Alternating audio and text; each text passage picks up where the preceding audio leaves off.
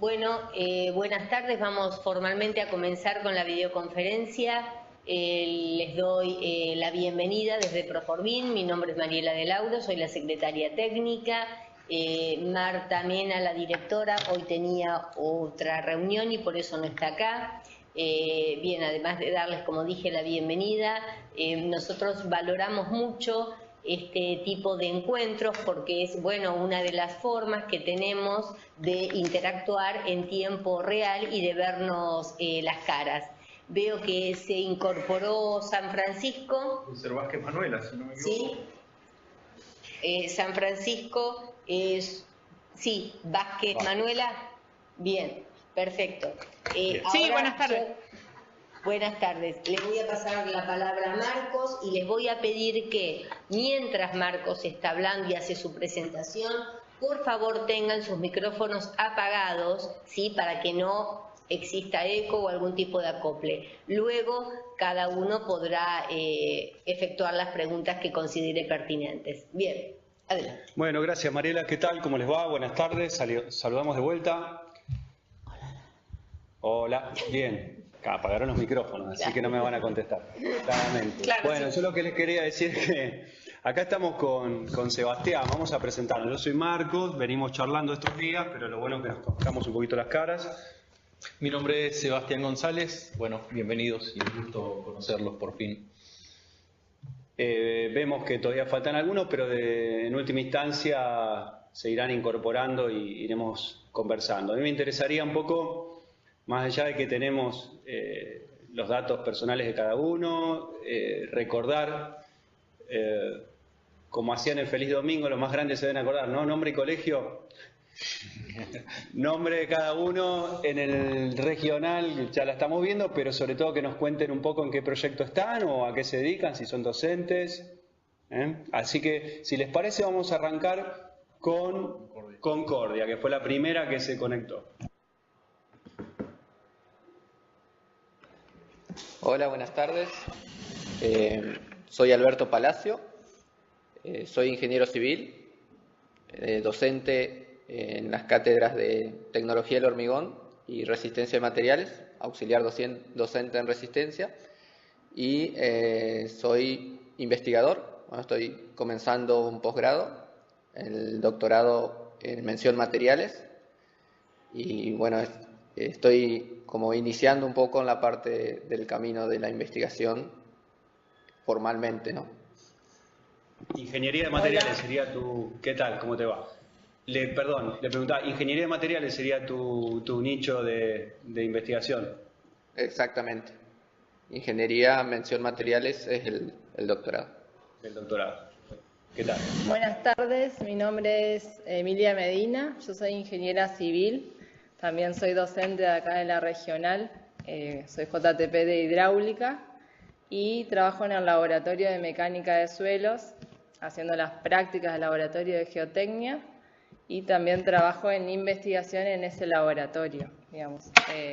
Estamos trabajando en este momento en lo que son las arcillas activas y demás, digamos, el comportamiento. Bueno, gracias.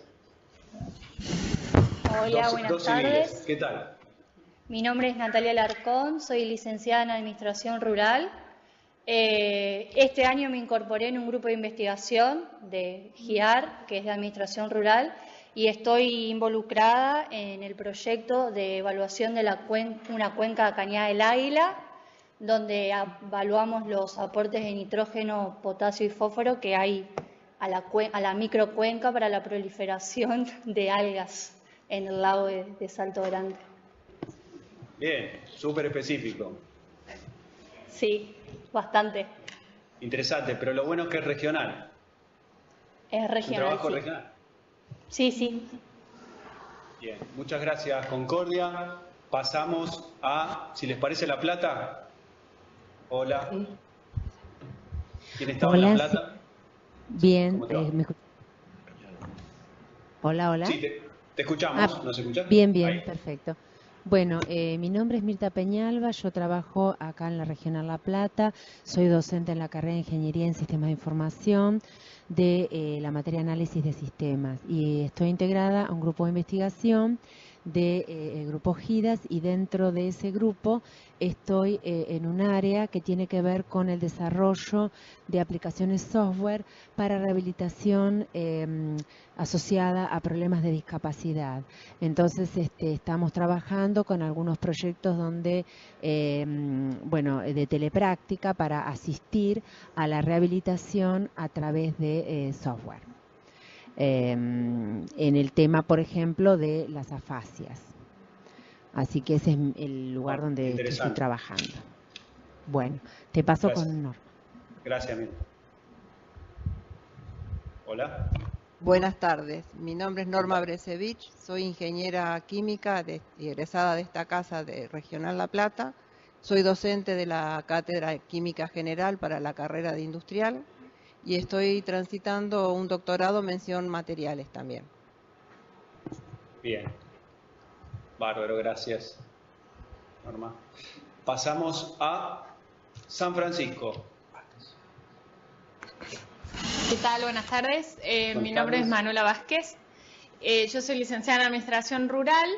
Me alegra ver que hay alguien en Concordia también, porque somos como los bichos raros de toda la UTN. Y en investigación también, o sea, empezamos el año pasado muy incipiente con un observatorio de empresas agro, para tener primero como un bosquejo general de qué estaba pasando con los licenciados en Administración Rural en su inserción laboral, y ahora estamos más trabajando como específicamente en eso, y también como en paralelo colaborando con la parte académica, porque hay como una idea de chequear el perfil del graduado, porque como que hay una idea de que solo se ocupa de explotaciones primarias, agropecuarias primarias, y la verdad es que en realidad los graduados después trabajan en empresas. Entonces, bueno, ver un poquito de esas cuestiones y colaborar en ese aspecto. Y también yo estoy terminando la tesis de una maestría en gestión de la educación superior, porque estoy a cargo de la sede de una universidad privada que también funciona aquí en convenio con la Regional de San Francisco, y un doctorado en educación. Así que la verdad que este curso como que me viene bien para varios aspectos. Bárbaro, y me está siendo, la verdad, muy útil la cuestión de acceso y base de datos. Bien. Bueno, muy bien. Me alegro mucho. Sí, están en el ámbito de la educación, sobre todo también, aparte de la investigación. Me imagino que les pueden servir los recursos que vamos a ver y que estamos viendo. Bueno, sí. Blanca en Córdoba nos queda, ¿no? Nos queda Blanca Córdoba. Sí, aquí Blanca. estoy. ¿Me escuchan? ¿Sí? Bárbaro. Bueno, yo soy ingeniera en sistemas también, pero bueno, ya he migrado a industrial y a mecánica, así que soy la profesora de informática de las dos carreras. Tengo que tener un perfil un poco más amplio para poder dar una visión de lo que es la informática y aplicada a las carreras estas. También coordino la Tecnicatura en Programación. Acá llega mi coequiper, Mauricio Coyola. El ingeniero Coyola está conmigo en investigación en industriales, es el responsable de uno de los grupos de investigación que yo co-dirijo, digamos, lo acompaño, y estamos trabajando fuertemente en lo que es la formación de recursos humanos nuevos, para que vamos abriendo el juego a los chicos más jóvenes, a los ayudantes nuevos que se están incorporando, y estamos tratando de que nuestra gente también categorice, así que es un trabajo muy particular y muy del día a día. Bueno, en el caso mío yo dirijo dos proyectos, uno es el de PYME en la región Córdoba, que lo tenemos trabajando con la Facultad Regional Villa María en equipo, y tengo otro orientado a lo que es la educación virtual, porque estoy haciendo una maestría en la Universidad Autónoma de México referida a lo que es la gestión de las instituciones educativas en modalidad virtual. Y ahora estamos presentando otro proyecto, porque se nos termina uno, que está referido más al ámbito de la producción, que es la optimización de la producción textil de origen animal a partir del diseño de algoritmos de aprendizaje automático. Ya estamos trabajando con gente puntual de la carrera y trabajando interdisciplinariamente, porque es parte que nos falta a nosotros, ¿no? Así que bueno, esa es la labor. Estamos necesitando mucha investigación en lo que es materiales. Si bien tengo conocimiento de base de datos, estos son bases de datos orientadas a temáticas muy específicas. Claro. El curso ha aportado mucha riqueza, la verdad que estamos más duchos en buscar informaciones, como que bueno, nos faltaba esa parte, porque tenemos que ser más específicos con el perfil de ingeniería industrial, que es donde estamos ahora desarrollándonos puntualmente. y aplicarlo también a la mecánica, porque ambos dos somos de mecánica también. De mecánica, bueno. Están en varios frentes a la vez, unos cuantos. Exactamente, tenemos que ser muy interdisciplinarios. Muy interdisciplinarios. Bueno, varios de estos recursos sirven. Justamente hay varias bases que son multidisciplinarias, así que por ahí de pronto a modo exploratorio las repasamos y le pueden llegar a... Cada uno irá viendo, ¿no? No se me ocurrió preguntar antes en las otras regionales cómo vienen con las conexiones, sobre todo al portal de bibliotecas electrónicas. Nosotros usábamos mucho aquí lo que es el cielo, en el caso particular mío, consulta, sí. Y bueno, todo lo que nos brinda la facultad, pero que están únicamente con los, orientadas a la PC que tenemos en la facultad, o sea, la biblioteca electrónica del rectorado, pero muy limitadamente hemos estado usando, pero lo hemos estado usando para algunas cosas. Y particularmente tenemos accesos nosotros. Bien, está bien, perfecto. ¿Y pero ustedes no estamos usando con la riqueza que ustedes nos están proporcionando. Bueno, me alegro entonces que sirva. Gracias, Blanca. Vamos a ver si estoy viendo que entra alguien en Concordia. No, ya nos presentamos todos. Bueno, falta gente, pero vamos a arrancar. ¿Qué te parece? De acuerdo. Bueno, a ver, un poco era esto, conocernos, que cuente cada uno sus proyectos. Después vamos a evacuar algunas dudas si nos queda un poquito de tiempo. Y la idea que nosotros trajimos hoy, además, es adelantar, hacer una introducción, porque realmente da para un curso entero, sobre acceso abierto y repositorios institucionales particularmente, dentro del mundo del Open Access. Ya creo que en la primera unidad vimos algunas bases de datos por encima, vimos algunas fuentes de información que remitían, pero no nos detuvimos a indagar un poco de qué se trata y un poco dimos por hecho el Open Access como que todo el mundo lo conoce y por ahí no es el caso y a lo mejor podemos aportar algo más al respecto. Así que si les parece vamos a arrancar. Como les decía, acceso abierto a repositorios institucionales. Acá les vamos a preparar una presentación, pero tengo que acceder desde otro lugar.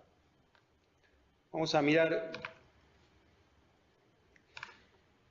este pequeño videíto de 1 minuto y ustedes me dicen si llega bien el audio.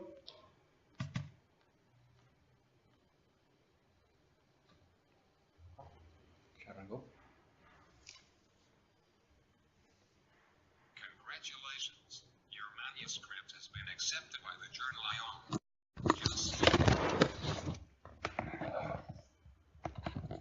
Grants you the copyright to my manuscript. Yes. I'm a for-profit publisher, and this is my copyright form. Sign here. Why do you need the copyright to my article? So no one else can publish it. Sign here. Could we just put all the articles on the internet for anyone to download for free? No, I want universities and others to pay me for your article. How much is my royalty share? Your royalty share will be 0%. Okay, how about a flat payment to me of $500? How about 0? How much money will the researchers get who reviewed my article? They will get 0. Taxpayers paid for my research. And other researchers donated their time to assess my article. Now if I give you the copyright, you must be paid dozens of dollars per article, or thousands for a library subscription? Yes, that is correct. Sign here. How much profit will you make from my article? Our expenses are low. Our operating profit margin is over 30%. Thank you for your work. Thank you to the reviewers. Thank you. Sign here. Do you think it's right for student-funded and government-funded research to be locked behind paywalls? I am a publisher, not an ethicist. Please give me the copyright to your article. I will sell it many times, and I will buy a house on the beach. You said you already have a house on the beach. Yes. I like to buy houses on the beach. Sign here. There is an alternative to you, called Open Access Journals. All articles in them are free to download. Open access journals are a dangerous threat to our venerable journal system. Okay, give me $1,500 and I will make your specific article free. What about all the other articles in the journal? Don't worry, they will not be free, so libraries still will have to pay for a subscription. My operating profit margin will remain high. If I publish in an open access journal, I will be helping make lots of articles free.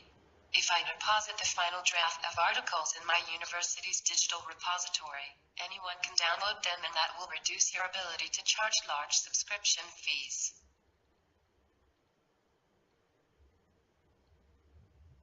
Sign here.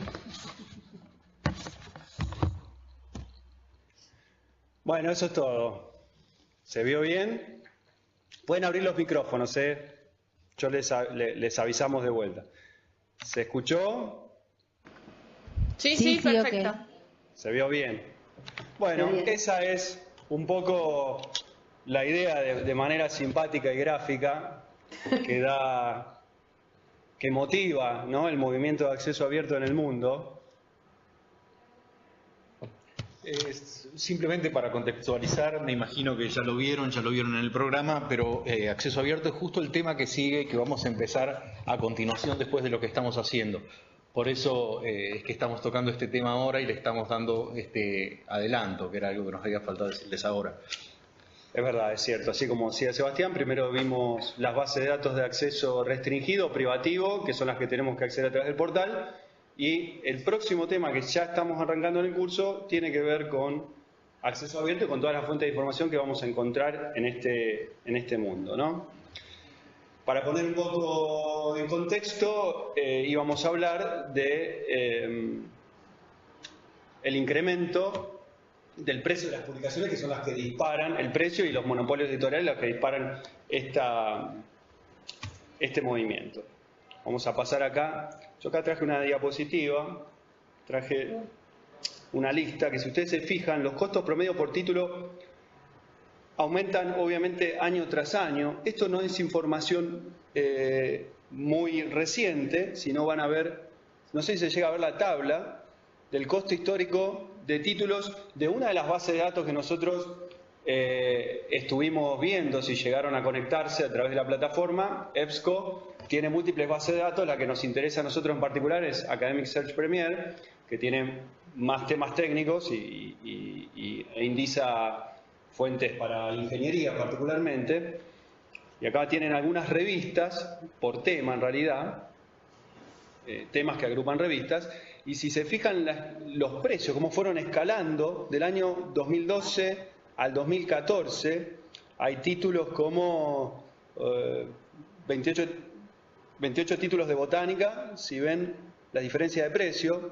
Para el mundo nosotros estamos acostumbrados, ¿no?, de $1.400 a $1.600 y $200, un poco menos de diferencia. A nosotros nos parece nada con la inflación que vivimos, pero en el mundo ustedes saben que $200 sobre 1.400 es un monto muy importante. O sea, acá mismo lo dice, es un 6% en 2 años. Y hay casos donde ha superado o casi alcanzado el 10% en un par de años. Es carísimo porque las suscripciones, nosotros acá estamos hablando, para ponerlo un poco en contexto, de las suscripciones que generalmente realizan las instituciones sobre este tipo de bases de datos, sobre este tipo de recursos.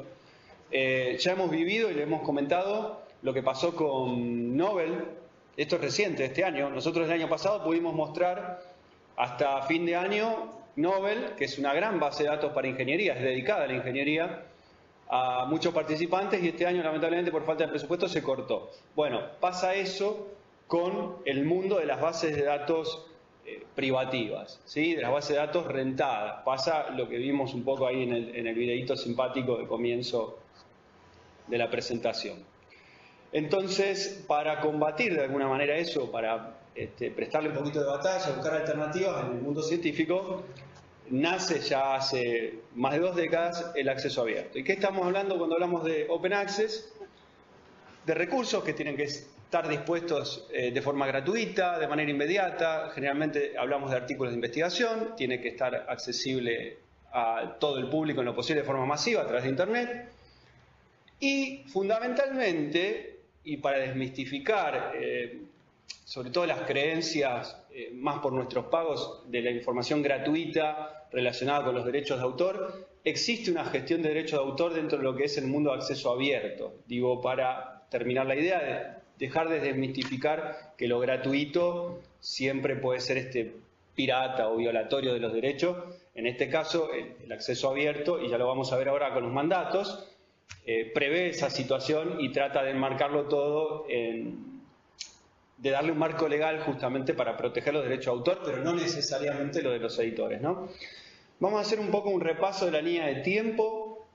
Arranca uno de los primeros proyectos, si bien no se denominaba como tal, en el mundo no se lo conocía como acceso abierto, lo más parecido que encontramos es Archive en el año 1991. Quizás ustedes ahora vean bases de datos que conocen o que de alguna vez, buscando en Google, las indexa Google, a diferencia de las que vimos en EBSCO o que vimos ahora en Scopus, las indexa Google y de pronto uno saca un artículo, como nos comentaba por ahí, no me acuerdo si era Blanca, que usan Cielo, ¿no? Blanca. Bueno, Cielo es una fuente.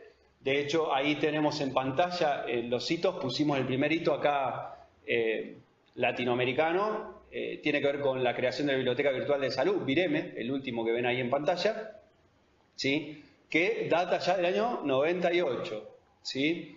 En el marco de la Biblioteca Virtual de Salud se crea Cielo, eso es lo que quería decir. Pero bueno, los primeros proyectos los tienen ahí, quizás ustedes alguna vez consultaron, Cockprint, también es la base de datos del año 97, ya más de 20 años, y una que vimos en las fuentes de información, que la pusimos con cierta intencionalidad, que es la de Medline, PubMed, que se creó en el 97, que es la Biblioteca Nacional de Medicina de los Estados Unidos. Esa base es prácticamente modelo para nosotros, para los que nos gustan estudiar las bases de datos documentales, por el uso del tesauro y esas cuestiones que vimos nosotros, los operadores lógicos, es muy completa. Si no la alcanzaron a ver, les recomiendo que la vean, sobre todo para ver cómo es la dinámica. Bien. Iniciativa, es importante resaltar la iniciativa de Open Archives Initiative, iniciativa de archivos abiertos. Este es un concepto que se confunde normalmente con el Open Access. Si bien es parte del Open Access, no es lo mismo el OAI, que se asocia más a las herramientas, al protocolo, ahora vamos a ver también, que se usa para intercambiar los archivos más aplicados a los sistemas o las tecnologías de información. Nos da también, como pusimos en pantalla, pautas para los sistemas de almacenamiento, mecanismos de depósito, ¿sí? Cómo va a ser la interfaz y lo que les decía antes, el protocolo común que se usa para intercambiar estos datos a través de la web, que es el OAI-PMH.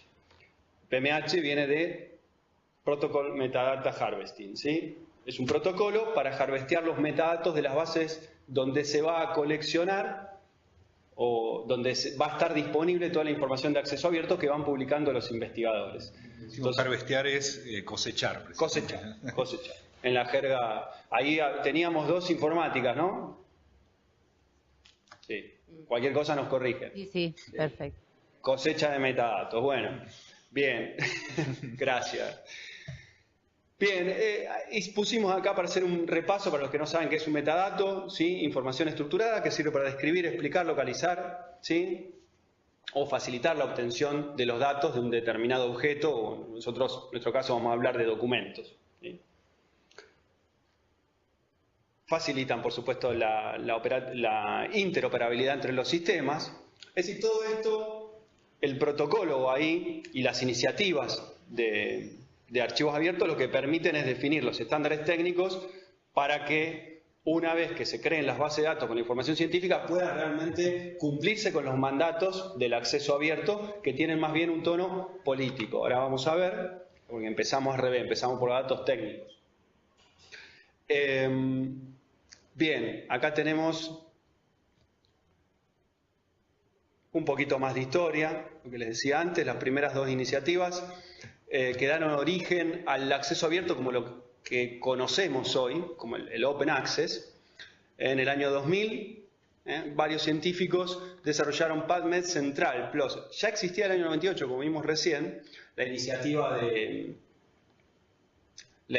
la National Library of Medicine de Estados Unidos, la Biblioteca Nacional de Medicina, pero la interfaz de búsqueda que integraba todos esos recursos de la Biblioteca Nacional de Medicina se crea en el año 2000 y coincide más o menos con PLOS, que nosotros lo vimos también como fuente de información, la Public Library of Science, que es también una iniciativa de acceso abierto, dando de alguna manera estos dos recursos dentro de la comunidad científica origen a una carta abierta que se firmó entre distintas instituciones de investigación del mundo, ¿sí? Y más de, pusimos acá, 34.000 científicos que adhirieron a la iniciativa por primera vez llamada de esa manera Open Access, ¿sí? Como lo conocemos hoy en día. Es decir, data ya de una década casi anterior, pero se empieza a tomar color en el mundo a través de las primeras dos iniciativas en el año 2000 y de las conocidas 3B, que se llaman, que son las 3 declaraciones, también a partir de conferencias, distintas conferencias, 3 que se dieron en distintos contextos científicos en el mundo. Una fue la de Budapest, la que vemos en pantalla, la otra de Bethesda y la Declaración de Berlín. Son sutilmente diferentes. Nosotros dejamos en el campus las 3 declaraciones, por supuesto no vamos a andar ahora sobre el tema, pero para que sepan bien el origen, en las declaraciones son declaraciones, como les decía antes, productos de distintos congresos científicos donde se cerraron con un acta y se pusieron de acuerdo en una serie de cuestiones relacionadas con el acceso abierto. Coinciden en retirar las barreras, estas barreras de pago que vimos que tienen y que sabemos que tienen las bases de datos de suscripción rentadas, haciendo accesible la información a través de la Internet para que cualquier usuario, como pusimos ahí, pueda leer, descargar, copiar, imprimir, distribuir. Digamos, se formalizó la idea del acceso abierto a partir de estas 3 declaraciones, de estos 3 mandatos, los cuales dejamos ahí dentro de la bibliografía. Bien, eso sería hasta acá lo que tiene que ver con las declaraciones, los mandatos, las políticas del acceso abierto, porque hoy les hablé un poquito del OAI, que tenía ahí las diapositivas anteriores por ahí mezcladas, para distinguir el acceso, las declaraciones políticas del acceso abierto de los acuerdos o las especificaciones técnicas que nacen a partir de la iniciativa OAI, ¿sí? Cuando vean OA y OAI, hablan de lo mismo, pero no son equivalentes. Esa es la idea que queríamos que quede clara. Bien, para ver un poco el impacto, lo que les voy a sugerir, si quieren, acá se ve el mapa, no sé cuánto pueden ver. Hicimos una captura, ¿sí?, de políticas. Hay un proyecto mundial que se llama Horizonte 2020, sí, que lo van a encontrar en el Roadmap, así se llama, así se conoce, por ahí abajo de la diapositiva está la fuente, ¿sí? Son gráficos dinámicos. Esto es una captura que tomamos, creo, a fin del año pasado, donde van viendo cuántas instituciones se adhieren a esta política, a estos 3 mandatos que mencionamos recién, y a toda esta idea de compartir la información científica, ¿sí?, de producción generalmente local, y que vamos a ver ahora en un ratito también, que se comparte a través de los repositorios institucionales generalmente, ¿no?, que son estas bibliotecas digitales creadas para ese fin. Acá en el Roadmap lo que van a tener van a ir viendo los países que se van adhiriendo, porque hay que hacer una adhesión formal, ¿sí? Cada institución, nosotros acá en el país tenemos los que cumplen con prácticamente todas las políticas de Horizonte 2020 en compartir información científica, es la Universidad de Mar del Plata. Y después tenemos varios intentos buenos, Universidad de La Plata, la UBA viene medio por ahí atrás, no sé cómo está UTN, pero van adhiriendo de a poquito las universidades nacionales sobre todo, porque además las cuestiones presupuestarias son cada vez más restrictivas y porque además el movimiento de acceso abierto en el mundo es cada vez mayor. Fíjense que acá este gráfico termina en 2017, que es cuando lo sacamos también. Estos gráficos también son del Roadmap. Como ven ahí, es el crecimiento. Acá tenemos progresivamente lo que fue el crecimiento mundial, ¿sí?, de políticas que se registran en este mapa, o sea, instituciones de investigación y universidades incluidas, digo, instituciones dedicadas exclusivamente a la investigación más las universidades, que en el mundo adhieren a políticas de acceso abierto, es decir, que sus investigadores entran en este circuito de compartir la información libremente. ¿Sí?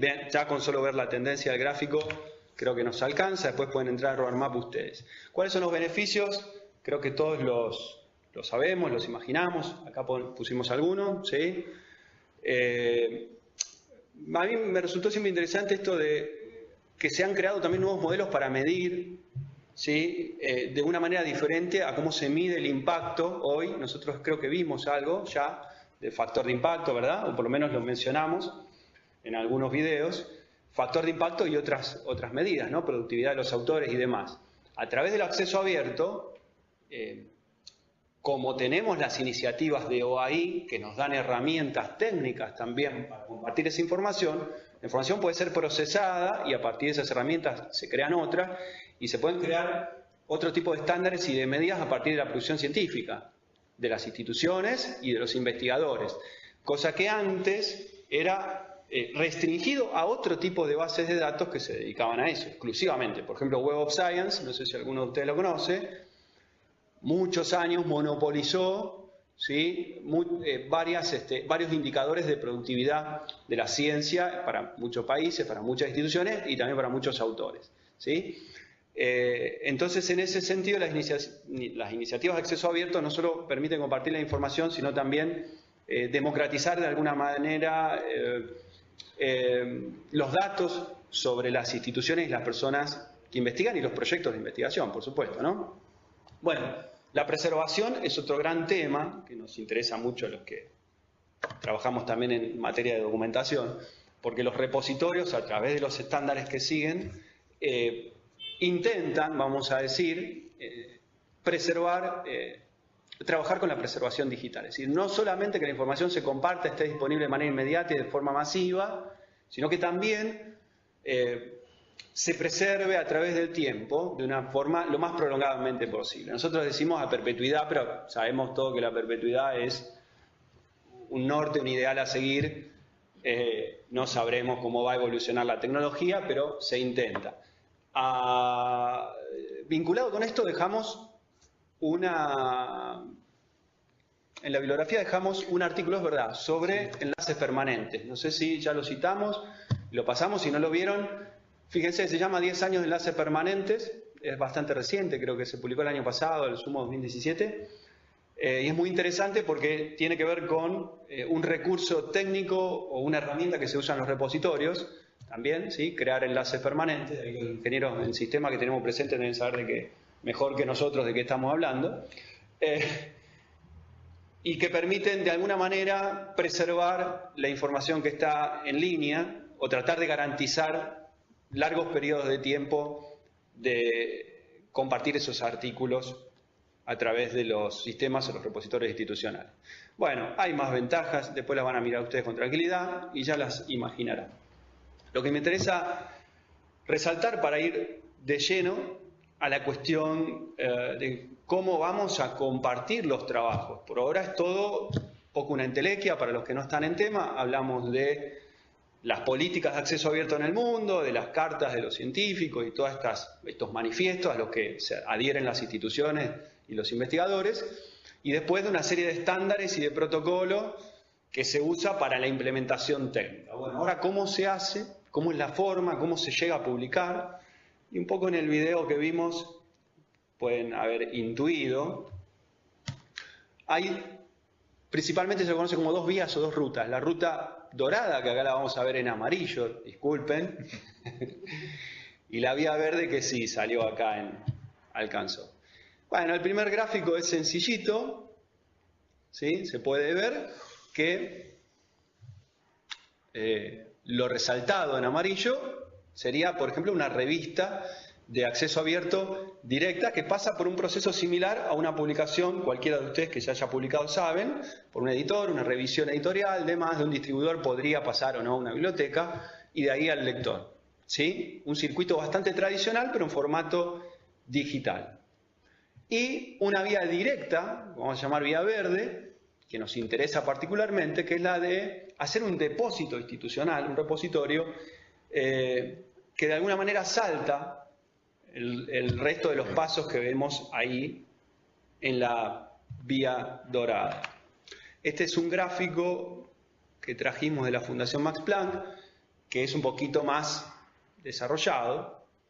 Acá lo clave, lo que hay que mirar acá, primero es el cuadro que está en el medio entre la vía dorada y la flechita roja, arriba sería la vía roja, que es la decisión del autor. Acá es clave los caminos de las publicaciones que ustedes vayan a hacer de aquí en el futuro, teniendo ahora la información, los que no la tenían, es la decisión. ¿Dónde queremos publicar una vez que hacemos un trabajo?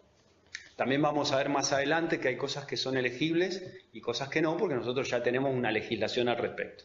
Pero eso lo vamos a ver al final. En definitiva, siempre igual termina siendo una decisión del autor. Si vamos a publicar en una revista de acceso pago, van a ver ahí el camino de la flechita roja, ¿sí? Van a llegar al punto de la asignación de derechos. Y esto tiene que ver con licencias, que llevado a nuestro simpático video era donde la científica hablaba con el investigador y le decía: yo tengo que pagar si, bueno, ¿y usted cuál es el fee que me corresponde? 0. Bueno, muchos editores lo que hacen es eso, le hacen una exclusividad de derechos, el autor, capaz que a ustedes ya les pasó, el autor entrega su paper y lo publica en la revista, y esa revista lamentablemente queda en un circuito cerrado y la vamos a tener que después acceder a través de Nobel, si es que nuestro presupuesto vuelve a renovarse y podemos accederla, y si no nos vamos a quedar sin ese paper. Entonces, también dentro de esa vía hay una posibilidad de que el autor decida hacer lo que se conoce como autoarchivo. Y acá es donde entraría el repositorio institucional. También es decisión del autor, por supuesto, ¿sí? Entonces, no firma esa exclusividad de derecho y directamente lo deposita en la institución para la cual trabaja, para la cual está involucrado en un proyecto de investigación determinado, ¿sí? Lo deposita en el repositorio. Por ahora para nosotros es un sistema donde dejamos el documento ahí. ¿Y qué implica esto? Sí, implica una gestión de derechos también, se le va a reconocer por supuesto el derecho al autor, y no hay un derecho de exclusividad, simplemente se le pide una autorización y el autor autoriza a que se publique en el repositorio institucional, y eso cumple a grandes rasgos con los mandamientos, por así decirlo, con las 3B que vimos recién, del acceso abierto, ¿sí? Siempre y cuando el repositorio cumpla con las especificaciones técnicas también. Esa sería la vía verde, es decir, la decisión del autor de no firmar un derecho de exclusividad. Nosotros también vimos, recién en el video, que en un momento le decía: bueno, ok, ¿usted lo quiere publicar libre? Bueno, págueme $1.500. ¿Recuerdan eso? Bueno, ¿eso qué es? Las revistas de pago han perdido mercado, por supuesto, con los investigadores, entonces ahora ofrecen, hace ya unos años, la posibilidad de publicar el artículo de ese investigador de forma abierta, es decir, que lo puedan tener en acceso abierto, pero el investigador tiene que pagar una suma de dinero que ronda lo que dice el video, no es un chiste, $1.500, $2.000, más también, por artículo publicado, para que el editor lo deje en acceso abierto, es decir, lo pone dentro de su revista, pero en las plataformas que se consultan en línea está en forma de acceso abierto. Ese sería un sistema mixto. Lamentablemente, las revistas de este tipo tienen artículos pagos y artículos de acceso abierto. Y en algún punto también se suscriben dentro de los paquetes de base de datos que nosotros vimos, y a la larga hay que terminar pagando para verlos. Si bien son accesibles desde otras bases, están como más escondidos, digamos, no tienen la misma visibilidad. El último camino que vemos es la vía dorada, y acá está mejor, está un poquito más claro que lo que habíamos visto, no sé si ustedes lo leen, ¿sí? Que sería en este caso una revista directamente con los caminos que nosotros conocemos, preprint, un comité editorial, ¿sí? Se asignan derechos de uso también, y la finalidad es que esté en acceso abierto. Ven que el candadito final, siempre que vean un candadito abierto, tienen que ver con que cumplen los parámetros del Open Access, ¿sí? Pero bueno, aquí también pueden intervenir o pueden influir los derechos de autor, pueden variar. Entonces de pronto no tiene una revista concebida como de acceso abierto publica todos sus artículos en acceso abierto. Eso es muy bueno, pero a veces queda fuera de las grandes bases de datos de acceso abierto, que son generalmente los repositorios institucionales. Si la revista no es indexada por una gran base de datos, pierde visibilidad. Por supuesto, es mucho más deseable que una revista cerrada, y además hay revistas ya de envergadura internacional concebidas como de acceso abierto. Esa sería la ruta dorada. Bien, dicho esto, como les decía antes, vamos a pasar rápidamente a los repositorios institucionales. Acá hicimos un caminito, ¿sí? Un poquito más detallado, veo. ¿Qué pasa en los repositorios institucionales o repositorios digitales institucionales? Algunas instituciones lo van a encontrar como bibliotecas digitales de pronto, y ahí hay que preguntar si realmente cumple o no cumple con los parámetros del acceso abierto.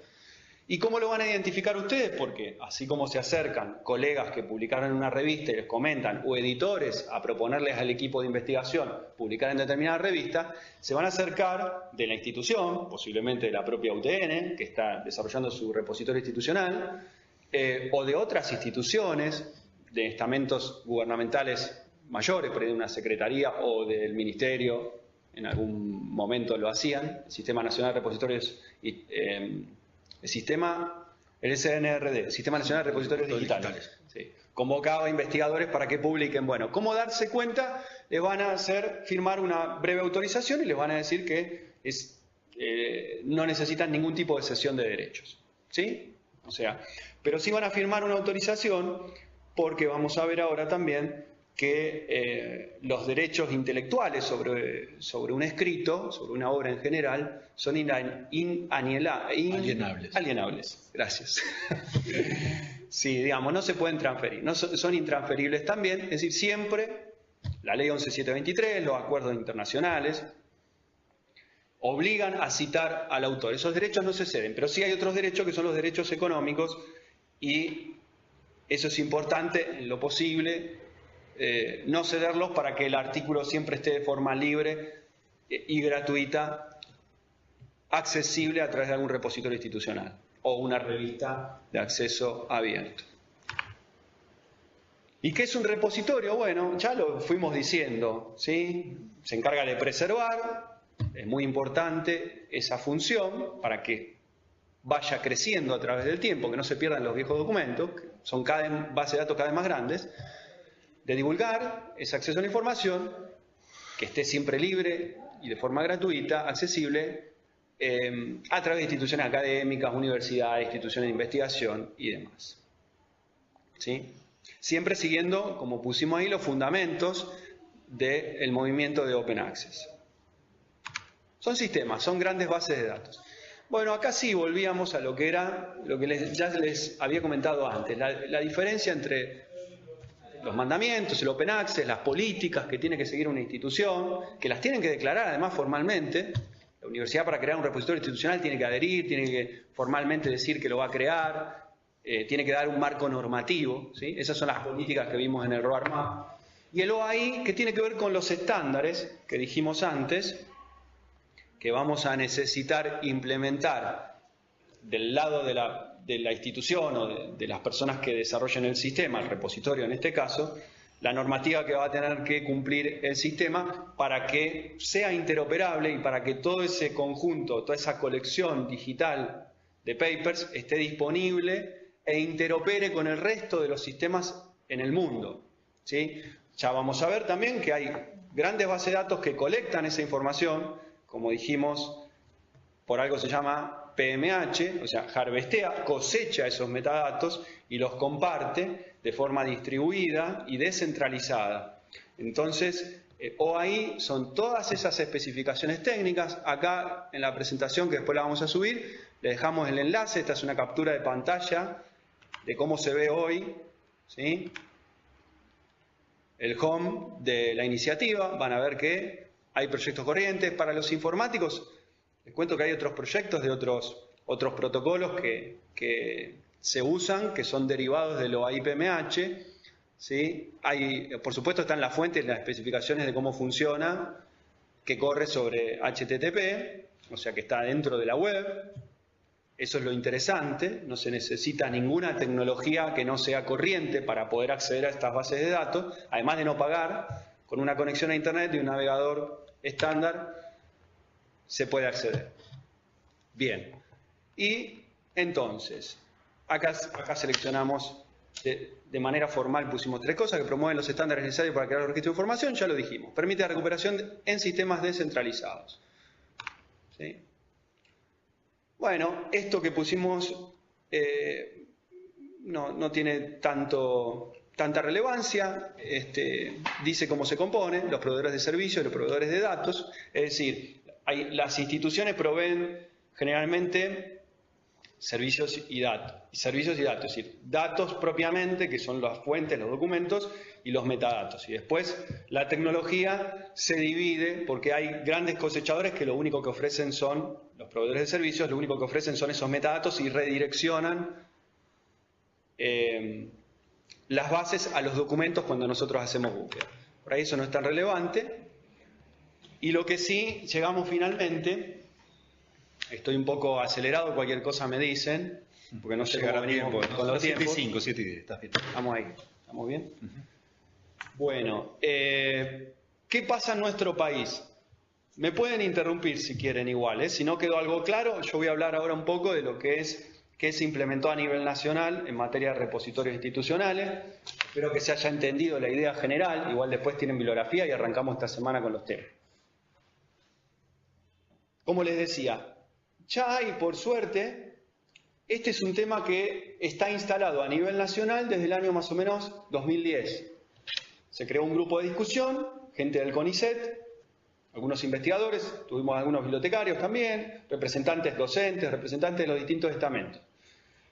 Bien, lo que se definió ahí fue un marco a través del cual se pudieran empezar a organizar las instituciones que quisieran adherir al movimiento de acceso abierto en el mundo, y para ello, para decirlo brevemente, se creó el SNRD, que es el Sistema Nacional de Repositorios Digitales, con resolución en el año 2011, como ponemos acá. Corrió bastante agua, a partir de ahí el Ministerio creó un portal que todavía está accesible y lo van a ver ahí, con un montón de información y con contacto y con gente que dispone para las instituciones que quieren crear su repositorio, los asesoran y los informan al respecto.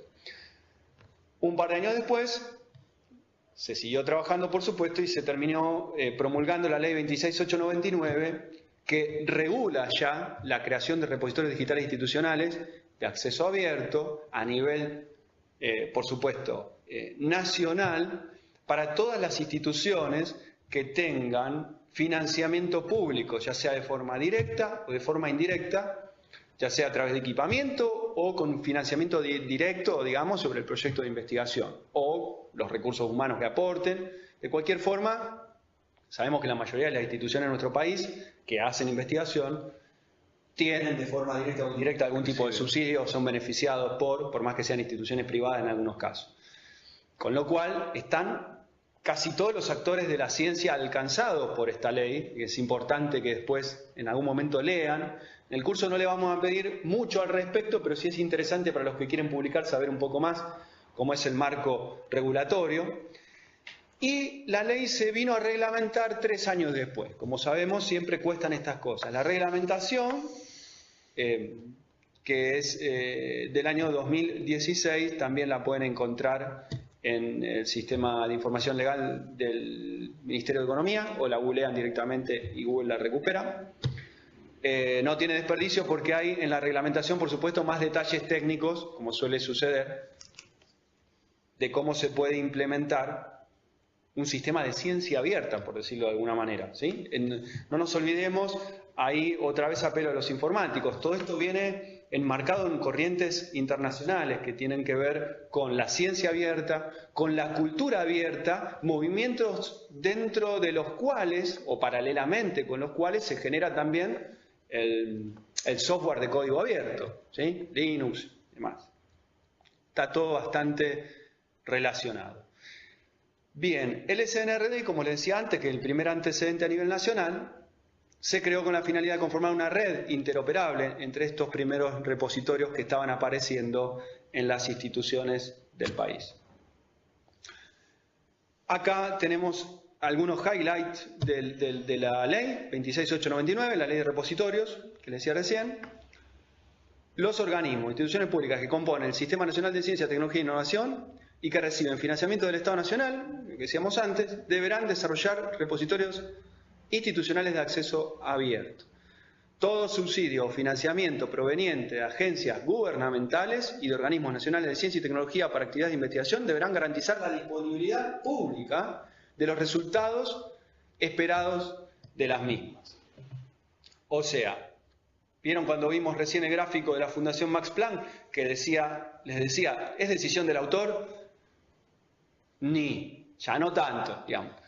Deciden ustedes, por supuesto, pero lo que espera la comunidad o el Estado en general a través de estas reglamentaciones es que el investigador que pertenece a una institución pública publique. De hecho, ya lo regula y es un mandato, es una obligación. Bien, ¿y cuáles son los beneficios, se nos ocurrió poner esto, de un repositorio institucional dentro de la comunidad o dentro de la propia organización? Por supuesto, el libre acceso a los contenidos, como lo dijimos, la preservación a largo plazo, que también dijimos, da mayor visibilidad. Esto es algo a veces difícil, sobre todo en el momento de firmar las autorizaciones, que ustedes por ahí creen, dicen, ¿qué estoy firmando? ¿Qué estoy regalando? ¿Qué? No, lo que hay que tener cuidado con firmar es cuando firman con una revista de pago. Generalmente las autorizaciones son autorizaciones y nada más, y no implican ningún tipo de cesión de derecho y demás, y por el contrario, la información producto de la investigación está disponible y de acceso y restricto a toda la comunidad científica del mundo, a todo el mundo, pero en particular a la comunidad científica. Con lo cual, hoy también nos aseguramos de evitar el plagio. Porque lo que no está disponible en la web, paradójicamente, hoy es más plausible, claro, de ser plagiado. Exacto. Entonces, publicar es importante para evitar el plagio, paradójicamente, ¿no? Cuando podríamos pensar que publicar alguien se va a copiar, ¿sí? Porque además hay una ley que los protege a pesar de publicar en el repositorio. ¿Sí? Entonces eso es muy importante, favorece por supuesto la comunicación entre pares porque se arman comunidades rápidamente, ¿sí? La evaluación, el feedback, por supuesto, estimula la innovación, el crecimiento, es decir, agranda la torta, como dicen los de marketing, no sé si alguna vez escucharon la expresión, ¿no? Agranda la torta, digamos, no es una cuestión de reducir, sino que se agrandan, hay más actores dentro de la ciencia, hay más gente que publica, por lo tanto hay más gente que consulta, hay más bases de datos, se crea más dinámica, la información circula más y por lo tanto tendríamos que suponer que la innovación va a ser cada vez más, dije la palabra innovación, tómenlo con pinzas, ¿no? Va a ser cada vez más productivo, el avance va a ser cada vez mayor, ¿sí? Y por supuesto favorece el resguardo de la propiedad intelectual. Dime. Sí. Adelante. No, puedo comentar algo que además a veces como que ni siquiera alcanza a que sea una publicación, sino que ya estas autorizaciones las están haciendo a nivel de congresos. Cuando uno envía un resumen para presentar en un congreso, ya directamente te hacen firmar eso y eso además te asegura, por ejemplo, generalmente es un mes antes del congreso que vos ya tenés todo preparado y enviado, pero a veces vos podés comentar algo y hasta que se publica, generalmente un libro digital sobre ese congreso, pasa un montón de tiempo. Pero vos ya habiendo firmado eso antes, como que te asegurás que durante todo ese lapso ya lo que vos comentaste o investigaste como que está protegido, eso que hacías referencia recién. No es que recién sucede cuando se publica el libro, sino que ya está resguardado de antes. Sí, exacto, claro. Hay que ver en esos casos, supongo habrás tenido una experiencia y nos contás desde ese lugar, si el Congreso...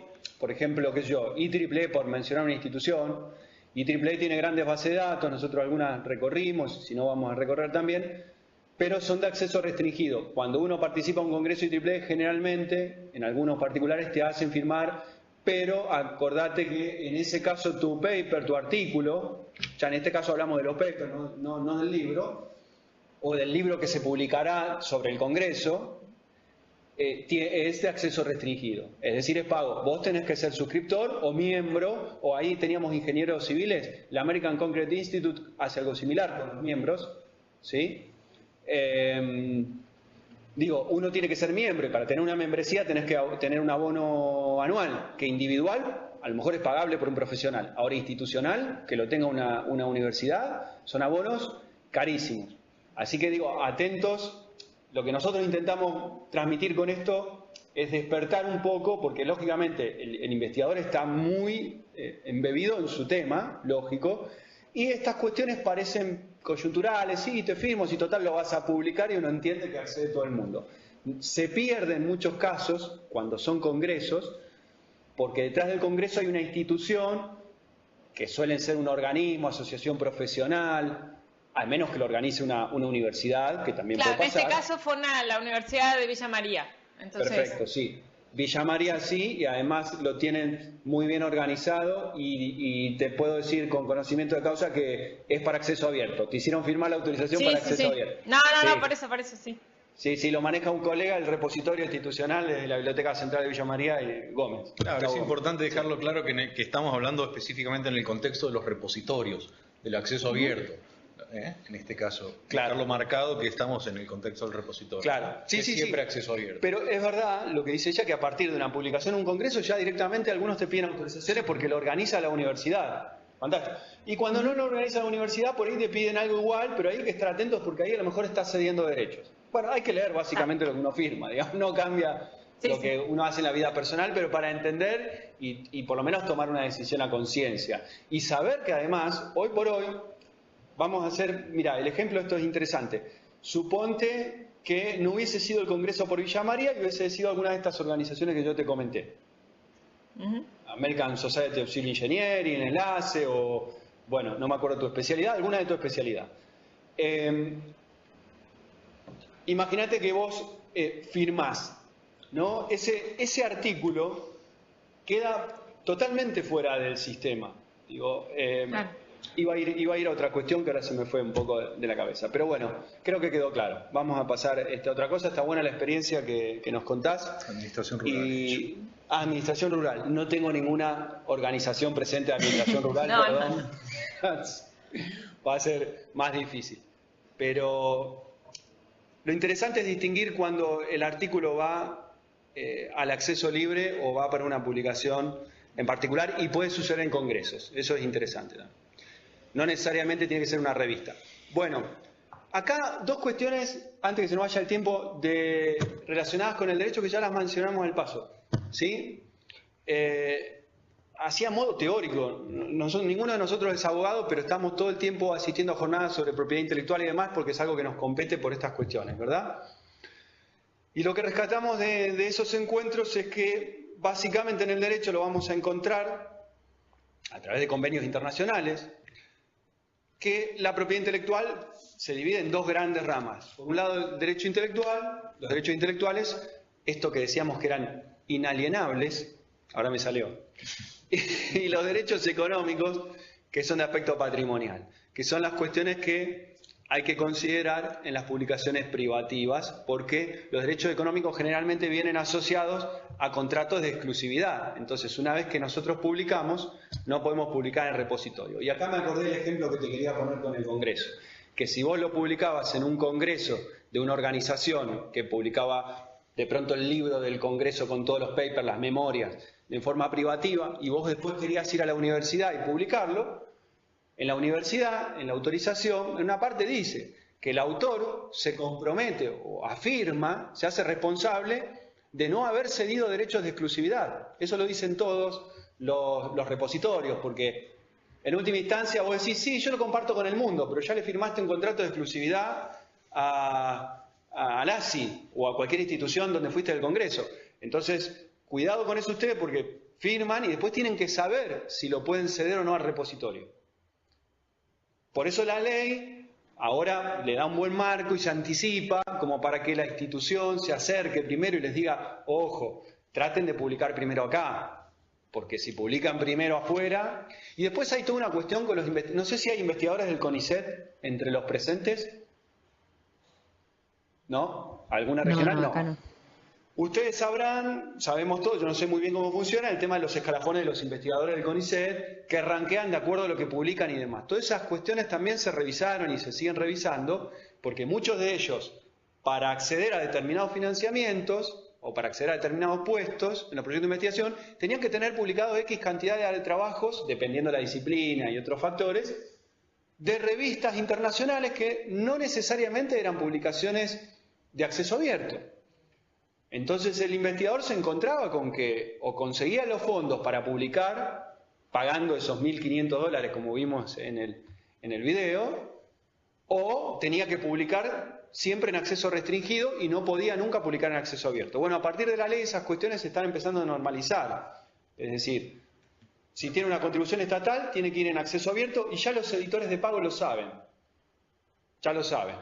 Pero bueno, alguno que otro se puede olvidar intencionalmente y uno termina publicando y cediendo la exclusividad.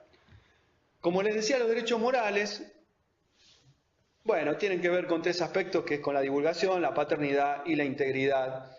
Es decir, no se puede modificar la obra, para decirlo de una manera muy rápida y muy sencilla, no viene al caso. Hay una subdivisión, acá tenemos una imagen que nos dice que tenemos los derechos de reproducción, de distribución, de comunicación pública, de transformación y de participación. Estos son los patrimoniales. ¿Sí? Después les dejamos la presentación para que lo miren ustedes con tranquilidad. Vamos a ver si llegamos a lo que quería ver. 20. ¿Qué hora es? Y 20. Y 20. Vamos a ir cerrando.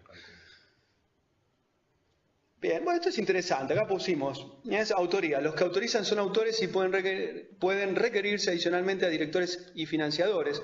Piensen en el caso de las tesis. ¿Sí? O directores departamentales, de pronto que alrededor de un proyecto de investigación en particular.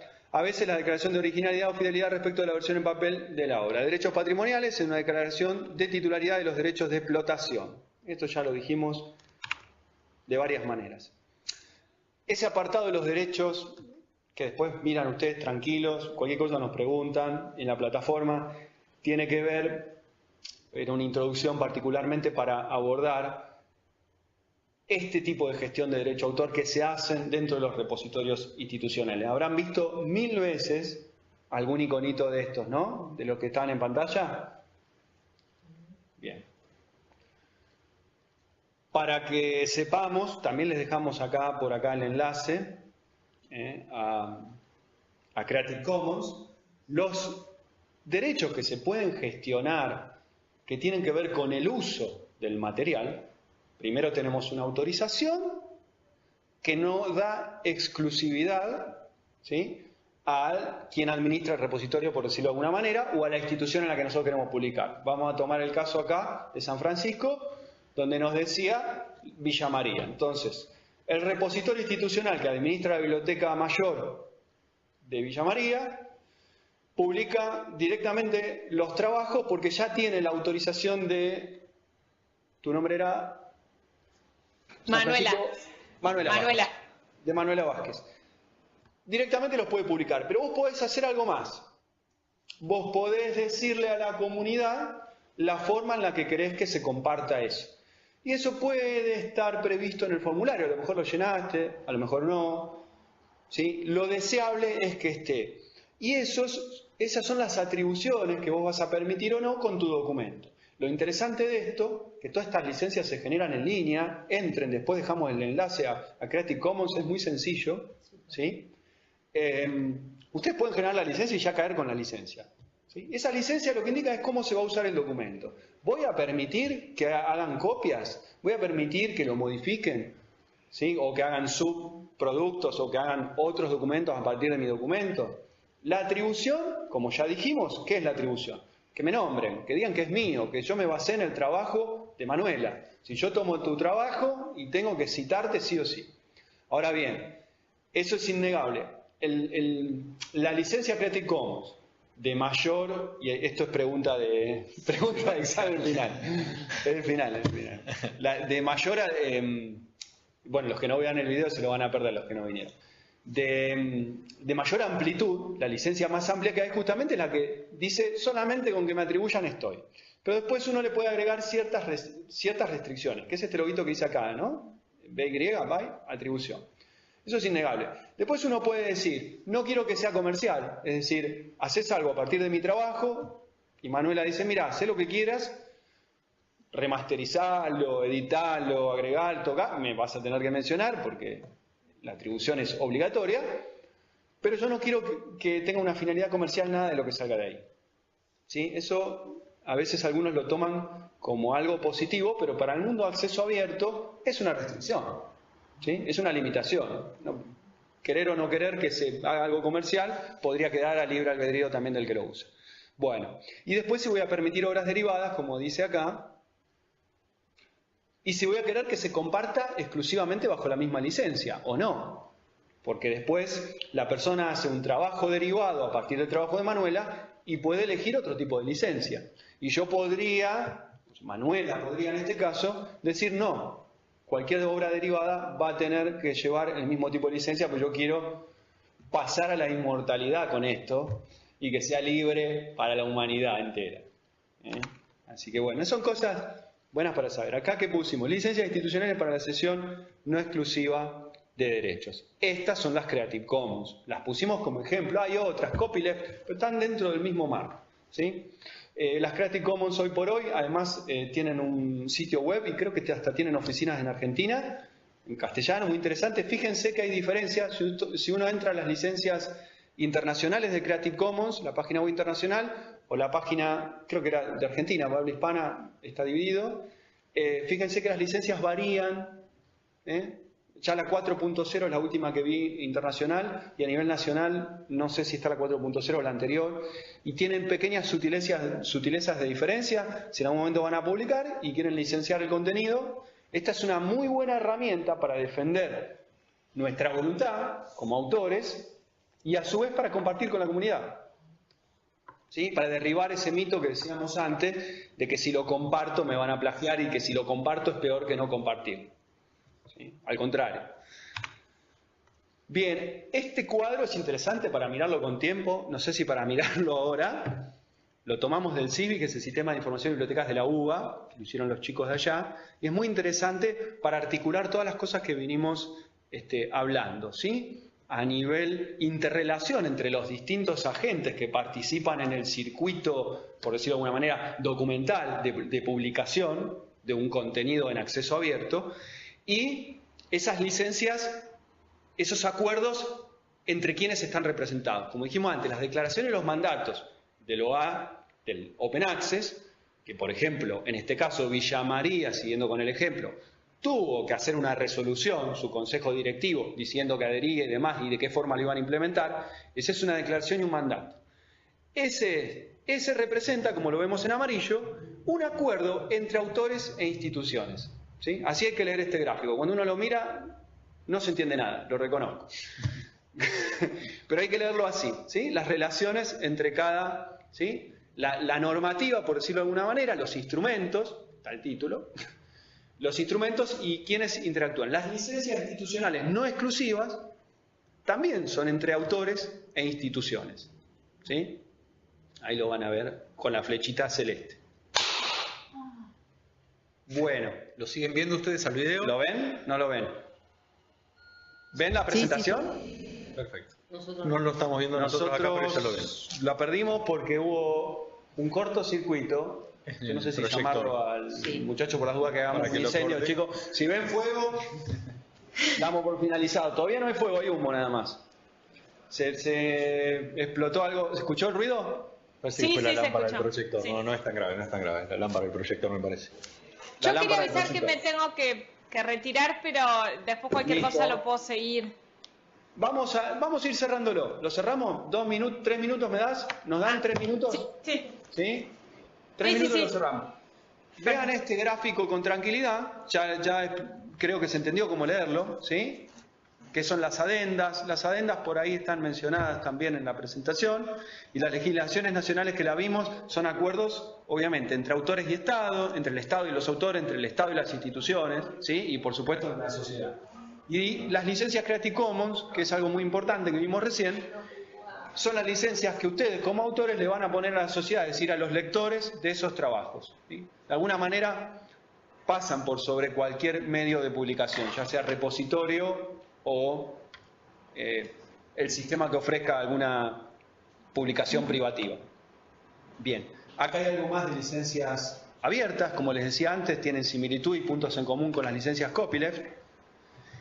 Y acá las dos preguntas básicas que hay que hacerse sobre, al momento de aplicar una licencia, son estas dos sencillas. Cuando ustedes entran, por acá está el enlace en la presentación, y si no lo vamos a dejar aparte. En el mismo sitio web tiene un formulario donde uno dice, ¿quiero permitir el uso comercial o no? Tengo que contestar esa pregunta. Y tengo que contestar la segunda pregunta, que es, ¿quiero permitir obras derivadas de mi obra o no? En base a lo que elijamos, crea la licencia. Y ya con eso les da un código que ustedes después pegan, que sale con el loguito, que van a ver que puede salir, como ven en pantalla, con atribución o share alike, no comercial, compartir igual, no permitir trabajo derivado. Es decir, estas siglas que ven acá se combinan de distintas maneras de acuerdo a la licencia que Creative Commons genera a partir de las preguntas que ustedes contestan. Es muy sencillo y es deseable además que lo hagan, porque muchos repositorios institucionales no llegaron a implementarlo y simplemente les piden una autorización. Entonces está bueno que ustedes por su cuenta le digan directamente, quiero licenciar mi contenido. Si lo quieren hacer, pueden no hacerlo. ¿Sí? Bien, van a encontrar en repositorios institucionales, no sé, en el caso de Villa María o el de UTN, no recuerdo haberlo visto, a lo mejor algún logo de estos, de Creative Commons, con las licencias, porque la institución, a través de sus mandatos, ya sea por error o ya sea por tratar de simplificar las cuestiones, dice, no, todo lo que se va a publicar en mi repositorio institucional va a llevar esta licencia. Eso técnicamente, si me expresé bien hasta ahora con los contenidos, es un error, porque esta licencia le pertenece exclusivamente al autor, no podría decidir la institución. La institución decide el mandato de que va a publicar en acceso abierto porque financió, nada más. Después el autor dice de qué manera quiere que lo lean, por decirlo de alguna manera, ¿no? O qué manera quiere que usen su trabajo, su publicación. Así que van a encontrar de pronto en los repositorios, en la base de datos, las licencias como puestas, ya prefijadas, pero eso sepan que tampoco significa mucho. Ustedes pueden aún elegir la licencia que quieran. Generalmente los que lo hacen dan una atribución completa. Entonces, si ustedes quieren, dicen, no, mira, la mía yo no quiero que se haga un uso comercial. Y ahí le agregan acá el simbolito que tenemos, de izquierda a derecha, el segundo saldría así la licencia, ¿no? NC, BY, acá, BY, NC. Ustedes lo ven, yo me olvido que ustedes lo ven, nosotros ya no lo vemos. No sabemos qué pasó. Bueno, hay unas consideraciones para la puesta en marcha de un repositorio digital institucional que le puede llegar a resultar de interés a cualquiera de ustedes, por ahí mismo a los informáticos, los que están en proyectos educativos, con TICs. Véanlo si quieren después.